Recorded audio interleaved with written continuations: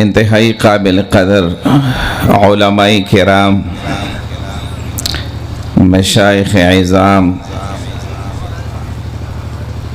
او زما د دین اسلام رونو مسلمانانو، الله پاک دې مونږ او تاسو ته په دغه خپل دین باندې استقامت نصیب کړي. د قرآن حکیم د ختم مقدا الله رب العالمین دې دغه ختمونه د قرآن حکیم دغه طالب علمانو ته، د دې والدینو ته، د دې اساتذه کرامو ته او څومره خویش اقارب او د مدرسې سره څومره معاونین دي تعاون کوي، دا ټولو د پاره مبارک وګرځي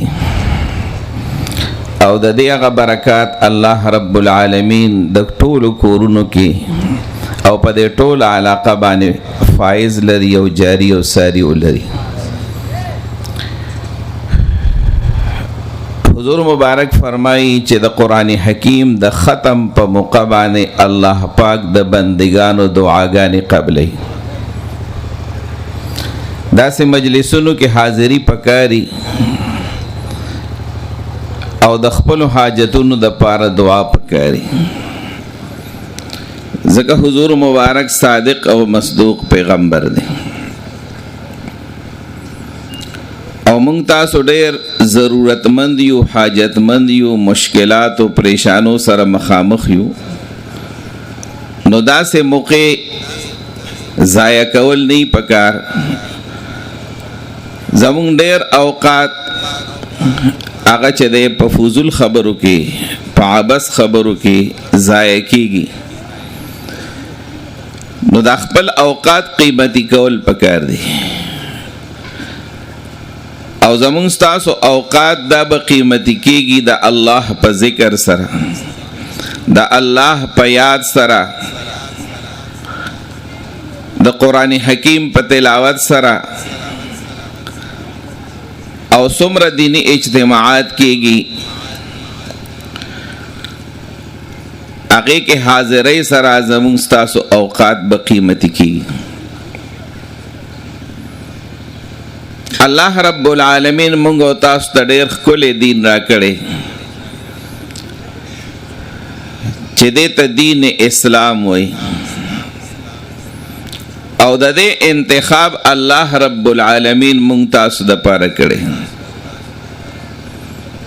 حضور مبارک آخری حج کې خطبه وی،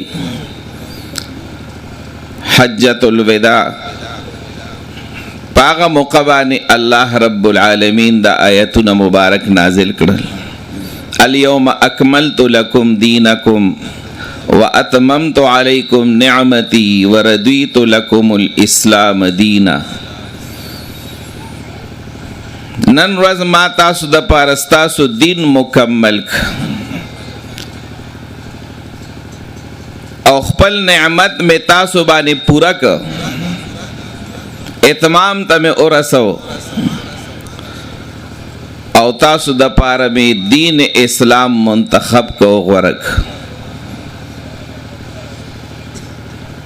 انسان چې یو څیز منتخب کوي نو دنه غلطی راځي،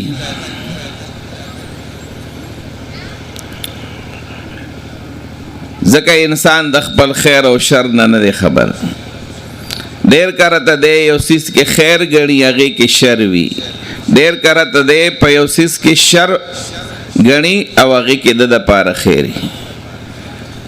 الله رب العالمین ښه پوهېږي، هغه خطا نه کوي. خطا دا د بندګانو نه کېږي، هغه د خطا نه پاک او معصوم دی. نو چې هغه کم انتخاب کړی مونږ تاسو د پاره کم دین، یقینا د دې نه غوره دین بل نشته. پخپل الله پاک قرآن کې ویلي ان الدین عند الله الاسلام. دیو جنا هر وخت کې د دې نعمت شکریه ادا کوي او کله چې بندگان د الله د نعمت شکر ادا کوي الله پاک ورته د نعمت سیوا کوي. کته غواړي چې د الله رب العالمین په ما دا د نعمتونه دي نو بار بار د هغې شکر ادا کوه. یو په خوله باندې شکر ادا کول دي چې سړی دا کلمات وایي الحمدلله، او یو عملا شکر دی کم نعمت چې الله درکړی د هغې استعمال داسې وکړي چې الله رب العالمین خوشحاله کړي. د داسې استعمال نه ځان وساتئ چې الله ناراضه کېږي په هغې باندې. نو که شکر وباسئ تا ته به الله پاک دغه نعمت سیوا کوي، دا نعمت به ډېرېږي. نو شکر سره د الله نعمتونه سیوا کېږي. نو الله پاک مونږ تاسو ته ښکلی دین راکړی او د هغې په وجه د ایمان دا دولت مونږ تاسو ته نصیب شوی دی. او بیا محمد رسول الله صلی الله علیه وسلم غوندې عظیم شخصیت الله پاک مونږ او تاسو ته راکړی. مونږ د هغه امتیان یو. څنګه چې حضور مبارک د فضیلت حاصل دی په ټول انبیاء علیهم السلام باندې، داسې د هغه امت ته په ټولو امتونو باندې فضیلت حاصل دی. نو دا معمولی خبره نه ده، دا د الله یو ډېر لویه پیرزونه ده په موږ تاسو باندې.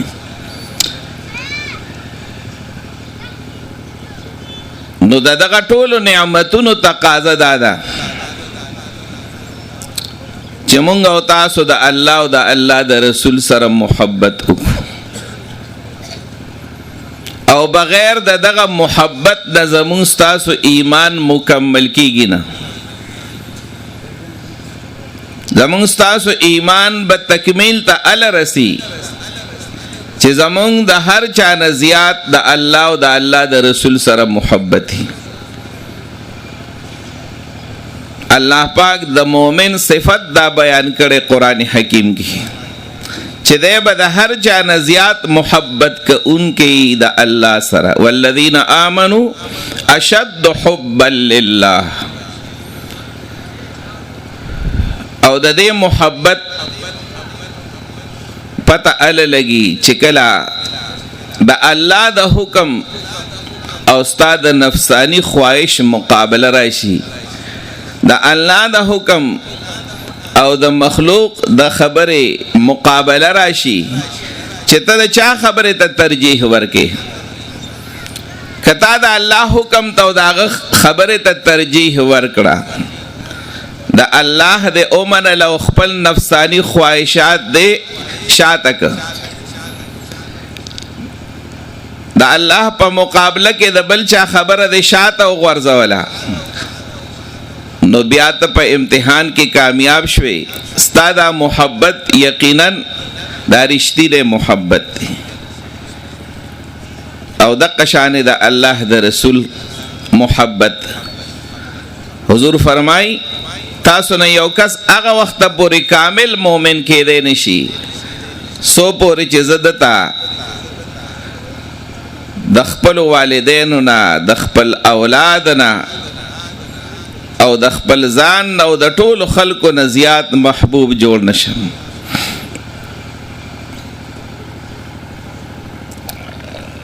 نو دا د محبت پته اله لګي. دې دپاره معیار چې زمونږ او ستاسو د الله د رسول سره او د الله سره محبت دی، هغه اتباع ده. چې موږ د چا اتباع کوو؟ د الله او د الله د رسول تابعداري کوو. او که د دې په مقابله کې د خپل خواهش اتباع کوو یا د الله په مقابله کې د نور مخلوق خبرې له ترجیح ورکوو، دیو جن حضور مبارک د الله فرمایي قل ان کنتم تحبون الله فاتبعوني. اے زما حبیب د خپل امت ته اعلان وکا که چېرته تاسو د الله سره محبت کوونکي یئ نو دې دپاره معیار دا دی چې زما اتباع او تابعداري اختیار کړي. چا چې د الله د رسول اتباع او تابعداري اختیار کړه نو دې په رښتینې د الله سره محبت کوونکی دی. دې په دغه خپله دعوه کې بیا صادق او رښتونی دی. او کنه دعوه د محبتي او د حضور مبارک تابعداري نه کوي داغه سنت په خپل عملی ژوند کې نه راولي، په خپل بدن کې د حضور مبارک سنت چې دی نو هغه نه راولي، په خپل غم او ښادۍ کې د حضور مبارک په سنتو باندې عمل نه کوي نو د دا دعوه بیا رښتینې نه ده. دی بیا اسې دعوه کوي چې زما د الله او د الله د رسول سره محبت دی. ځکه د محبت علامت دا دی، نښه دا ده چې د چا سره ته محبت کې نو د هغه به تابعداري کې. دنیا کې مونږ او تاسو وینو، عشق مجازي کې هم دغه خبرې چې د چا سره محبت وي د هغه عمره تابعداري. او مونږ او تاسو له د هر چا نه زیات محبت د الله او د الله د رسول سره پکار دی. دیو جنا مونږ به زیات تابعداري د الله او د الله د رسول کو. او چې کله مونږ او تاسو د الله او د الله د رسول مکمل تابعداري اختیار کړه نو زمونږ تاسو ایمان به کامل شي. او چې کله تا ایمان کامل شو نو دنیا کې به هم الله پاک تا ته پاکیزه ژوند درکړي. ستا ټول مشکلات پریشانی به ختم کړي، ستا ټول ضروریات به پوره کړي. او د دنیا د ژوند پس چې تا ته مرګ راشي او بیا د قبر کم زندگی او ژوند دی هغه به دې ښایسته وي. او د قبر نه پس د آخرت خوشحالی بم چې دی نو الله پاک تا ته درکړي. د حضور مبارک شفاعت به دې نصیب شي او جنت ته تلو والا به جوړ شي. دی وجې نه داسې مجالس ته حاضري کول دې سره د الله او د الله د رسول مینه او محبت سیوا کیږي او سړی ته د عمل کولو توفیق چې دی نو ملاویږي. نو د قرآن حکیم د ختم په موقع باندې حضور مبارک فرمایي چې الله پاک د بندگانو دعاګانې قبلوي. نو داسې مجالس ته حاضري کوي تا ته به په دین کې ترقي دې سره راځي.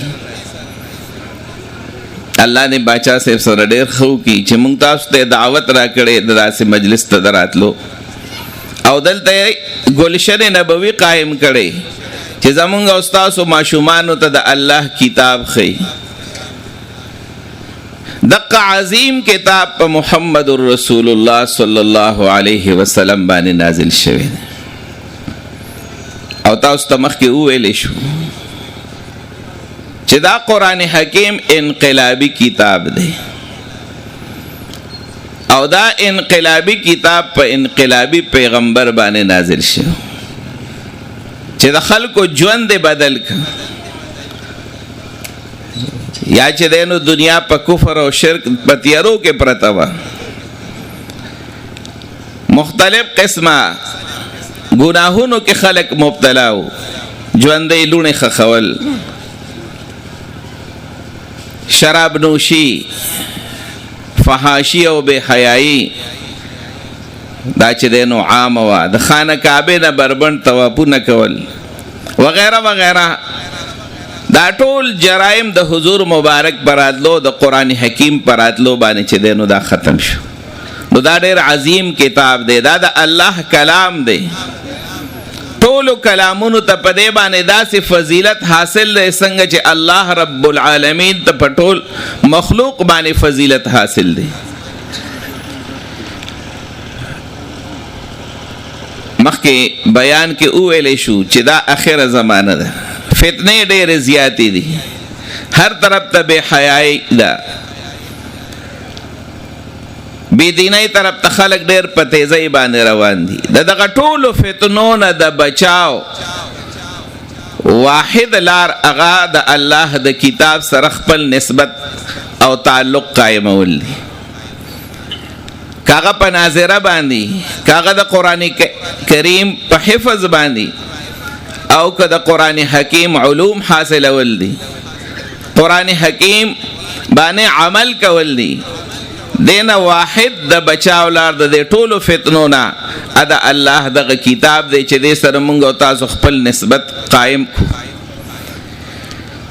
دا قران حکیم الله رب العالمین شب قدر کې نازل کړي، او شپه د قدر هغه شپه ده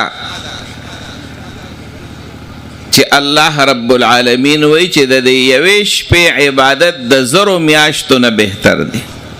د پاسه اتیا کال دی نه جوړیږي، او بهتر خودلې برابر هم نه دی خودلې. او دغه شپه په رمضان المبارک کې راځي، او رمضان المبارک ډیر نږدې را روان دی، ډیره مبارکه میاشت ده. حضور مبارک با 2 میاشتې مخکې د استقبال د رمضان چې دی نو هغه کو، او فرمایل به چې موږ د پاره یا الله پر رجب او شعبان کې برکت نازل کړي، او موږ چې دینو رمضان شریف ته چې دینو ورسي. حضور مبارک به دا دعاګانې 2 میاشتې مخکې کولې، او اوس خو ډېر لږ وخت پاتې دی، ډېرې لږې ورځې پاتې د رمضان المبارک ته. دقه مبارکه میاشت کې قرآن حکیم نازل شوی، شهر رمضان الذي انزل فيه القرآن. دغه شپې ته چې د شب قدر شپه ده، او دغه میاشت ته چې د رمضان المبارک میاشت ده، دا دونه فضیلت او فوقیت چې الله ورکړی دا د قرآن حکیم په وجه باندې. دغه قرآن حکیم ختمونه ستاسو بچو کړي دي، الله پاک دې تاسو ته مبارک. خو صرف په دې اکتفا چې ناظره باندې بچو قرآن اوې یا په حفظ باندې وي او خبره ختم شوه، نه، تر مرګه پورې زمونږ ستاسو تعلق د الله دغه کتاب سره وي. څنګه چې بچو باندې ناظره وي، اوس با حفظ په خپلو بچو باندې کوي. کله چې حفظ وکړو بیا به د قرآن حکیم علوم چې دی نو هغه حاصلوي، بیا به نورو مسلمانانو ته چې دی نو ښیي. ځکه حضور مبارک فرمایي خیرکم من تعلم القرآن وعلمه. تاسو کې بهتر کس هغه دی، غوره کس هغه دی چې هغه د الله کتاب قرآن حکیم زده کوي، او بیا دغه قرآن حکیم نورو ته ښیي. هر سړی وایي چې زه بهتر شم، زه غوره شم. اوس په څه باندې به بهتري راځي؟ په مال او دولت سیوا کېدو سره، په جایداد سیوا کېدو سره. پس سره به چې دی نو ته غوره کېږي. نو د الله پیغمبر مونږ تاسو ته وښودله، که ته ځان غوره جوړول غواړې، بهتر جوړول غواړې، اعلی جوړول غواړې، نو د هغې طریقه دا ده چې ته د الله کتاب زده که، او بیا یې چې دی نو نورو ته ښایه. نو دوی دا قرآن حکیم زده که، چا په ناظره چا په حفظ باندې. اوس ذمہ داری به د دوی دا جوړیږي چې دا به د مسلمانانو بچو ته ښیي. دا سلسله به دقه شانې جاری وي، څنګه چې حضور مبارک وفرمایل چې ما تاسو ته د الله دین را ورسو، ما د الله د دین د رسولو حق ادا که. نو ټولو صحابه کرام ووی چې آو تاسو چې دی نو پوره حق ادا که، تاسو د الله دغه کتاب د الله دغه دین مونږ ته چې دی نو را ورسو. نو حضور مبارک بیا وفرمایل چې تاسو کې کم شاهدین او حاضر خلق دي، دوی به اوس غایبینو ته چې دی نو دا دین رسي، د الله دا کتاب برسي، د دې علوم به چې دی نو رسي. نو هر چاته چې د الله کتاب علم الله پاک چې دی نو ورکی، نو د هغه ذمہداري دا ده چې دی په حاضرینو کې شو او دنه پس چې نور کم کسان راځي نور کم خلق راځي هغه غایبین دي د الله دغه دین به چې دی نو هغوی ته رسي. په دې باندې خبره نه ختمېږي چې ما د الله کتاب زده که او خبره ختمه شوه. نه، د الله کتاب ته چې زده که دین دې زده که اوس به دا دین نورو خلکو ته چې دی نو رسي. او دغه طریقه د علماء کرامو دا انبیاء علیهم السلام وارثین دا علماء کرام دی دغه ذمہداری هغه ادا کوي. او د حضور مبارک دنیا ته د راتلو مقصد الله پاک دا بیان کړی دی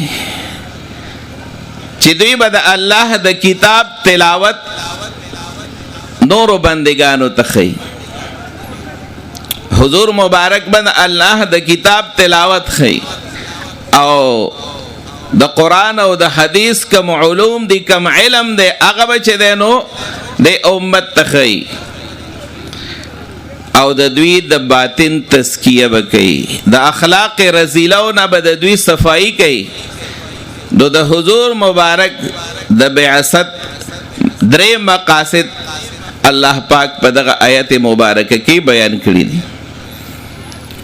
او علماء کرام بیا د انبیاء علیهم السلام وارثین دي او وارث ته د خپل مورث د طرف نه ظاهری دنیا کې خو جایداد او مال او دولت پاتې کیږي او د انبیاء علیهم السلام وراثت دا دین دی. دا چې دی نو علوم د قرآن دي، د احادیث مبارکه او علوم دي. دای چې دی نو په وراثت کې علما او تفریخ دي او علما به چې دی نو د الله بندگانو ته دغه دین رسي، د قرآن او د حدیث علوم به چې دی نو ښیي. نو هغوی دغه ذمہداري ادا کوي. د عوامو ذمہداري دا ده چې په دې کار خیر کې د دغه علماو مرسته او ملګرتیا کوي. نو د قرآن حکیم پس زده کړه کې او نورو ته ښودلو کې به دوی سره برابر شریک شي. نو چې څنګه د قرآن زده کوونکې او بل ته ښودونکی غوره دی، دقه شانې هغه مؤمن بنده غوره دی څوک چې په دې کار خیر کې د دوی سره ځان شریک. مدرسه یې جوړه کړله، طلباو ته چې دی نو قرآن حکیم واخسته، په هغې کې چې دی نو هغوی قرآن زده کوي. د مدرسې چې نو کم ضروریات دي هغه چې دی نو پوره کړل، په هغې کې تعاون وکړو. چې کم مدرسین دي د هغوی خو نور کار چې دی نو هغوی د دنیا نشي کولی، نو د هغوی نان نفقه دا هم چې دی نو په عوامو باندې دا ذمہداري عاید کیږي، ځکه د هغوی بچو ته د الله کتاب علماء کرام ښیي. نو د دوی ذمہداري ده چې دوی سره تعاون وکړي او د دوی ضروریات د هغې نه چې دی نو پوره شي. نو چې کله عوام ملګرتیا کوي په دې کې او نورو بندگانو ته د الله دغه کتاب کم ځای کې خدمت کیږي او دوی د هغې سره علماو سره تعاون کوي، نو دویم په بهترینو خلکو کې او په غوره خلکو کې به حسابېږي. نو دی وجه نه ما ستاسو خدمت کې عرض کوو چې الله پاک مونږ او تاسو ته ښکلی دین را کړی او دغه دین مونږ او تاسو ته په قرآن او حدیث کې چې دی نو بیان شوی دی او دغه قرآن او حدیث مبارکه او دلته خدمت کیږي. څومره دینی مدارس دی هلته خدمت کیږي، علماء کرام دغه خدمت کوي. مونږ تاسو له پکار دی چې دغه علماو سره تعاون کوو، مرسته کوو. الله رب العالمین دی اول ما ته بیا تاسو ټولو ته د صحیح عمل کولو توفیق راکړي. الله رب العالمین دی دا چې کوم پروګرام شوی د قرآن حکیم د ختم، الله رب العالمین دا تقریب قبول او منظور کی. الله جل شانه په داسې محافلو کې مونږ او تاسو ته د شرکت توفیق چې دی نو هغه نصیب کی. استاد محترم هغوی تشریف فرما دي، الله دې د هغوی په علم او عمل کې په صحت کې ډېر خیر او برکت واچي او کم فیوزات او برکات د مشرانو هغوی تقسیمي. الله جل شانه تعالی دغه جاری او ساری او ساتي د هغوی سایه په مونږ او تاسو باندې همیشه دپاره الله ولري او د هغوی د علومو نه الله مونږ او تاسو چې دی مستفید کی. و آخر دعوانا الحمدلله.